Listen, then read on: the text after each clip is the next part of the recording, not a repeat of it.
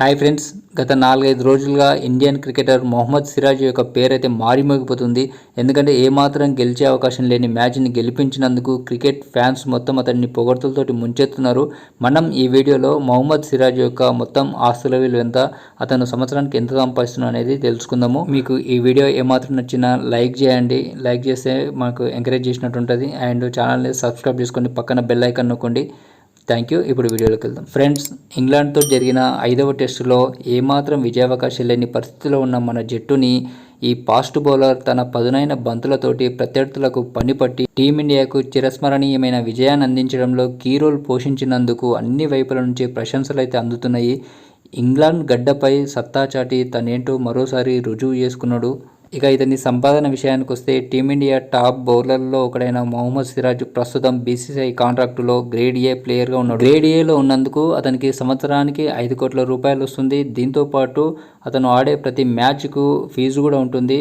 ఎట్లా అంటే టెస్టు ఆడితే ఒక టెస్టుకు 15 లక్షలు, వన్డేకు 6 లక్షలు, T20 మ్యాచ్కి 3 లక్షల చొప్పున మ్యాచ్ ఫీజు లభిస్తుంది. దీంతోపాటు అదనంగా బోనస్ కూడా అందుతుంది. ఎందుకంటే బాగా ఆడిన ఆటగాళ్లను ప్రోత్సహించేందుకు బీసీసీఐ బోనస్ కూడా ఇస్తుంది. ఉదాహరణకు 5 వికెట్లు తీసిన ఆటగాడికి 5 లక్షల రూపాయలు బోనస్ అందజేస్తుంది. ఇంగ్లాండ్ తోటి జరిగిన టెస్ట్ సిరీస్లో సిరాజ్ మియా 2 సార్లు 5 వికెట్ల ప్రదర్శనని నమోదు చేసుకున్నాడు. అయితే నిలకడగా ఆడుతున్న ఆటగాళ్లకు బీసీసీఐ భారీగానే జీతాలు ఇస్తుంది. అంతేకాకుండా ఐపీఎల్ ద్వారా కూడా ఇండియన్ క్రికెటర్స్ బాగానే సంపాదిస్తున్నారు. ఐపీఎల్లో మొహమ్మద్ సిరాజ్ను బెంగళూరు వదిలిపెట్టిన తర్వాత గుజరాత్ టైటాన్స్ భారీ ధరకు దక్కించుకుంది. 12,25,00,000కు దక్కించుకుంది.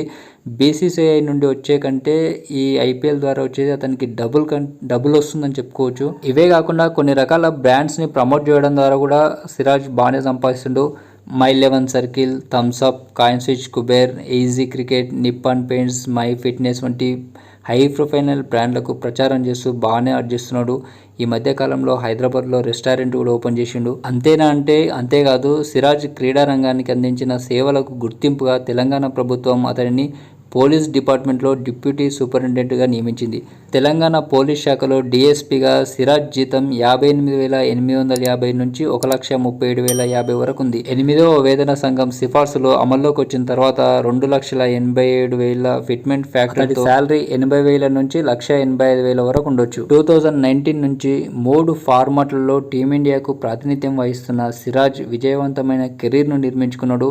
నిలకడగా ఆడుతూ టీంలో టాప్ ప్లేయర్గా ఎదిగిండు. వివిధ మీడియా నివేదికల ప్రకారం అతడి మొత్తం నికర ఆస్తుల విలువ దాదాపు 57 కోట్ల పైన ఉంటుందంట అంచనా. దీంట్లో బీసీసీఐ, ఐపీఎల్, బ్రాండ్ ఎండార్స్మెంట్స్, పెట్టుబడుల నుండి వచ్చే ఆదాయాలు కూడా ఉన్నాయి. కింది స్థాయి నుంచి ఈ స్థాయికి వచ్చిన మన హైదరాబాద్ పేస్ బౌలర్ మరింత ఎత్తుకు ఎదగాలని మనసారా కోరుకుందాం. అయితే ఇంగ్లాండ్ టెస్ట్ సిరీస్లో రాణించి స్వదేశానికి వచ్చిన మొహమ్మద్ సిరాజ్ మళ్ళీ ఎప్పుడు ఆడతాడు అంటని చెప్పి అభిమానుల్లో కొంచెం ఆసక్తి అయితే ఉంది.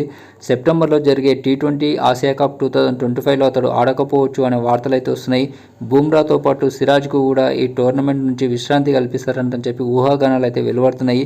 చూడాలి మరి బీసీసీఐ ఎలాంటి నిర్ణయం తీసుకుంటుందో. ఇది ఫ్రెండ్స్, సిరాజ్కు సంబంధించిన ఇన్ఫర్మేషన్. మీకు ఈ వీడియో నచ్చితే లైక్ చేయండి. మరిన్ని లేటెస్ట్ అప్డేట్స్ కోసం ఛానల్ని సబ్స్క్రైబ్ చేసుకోండి, పక్కన బెల్ ఐకాన్ నొక్కండి. అన్ని వీడియోస్ చూడండి. Thank you.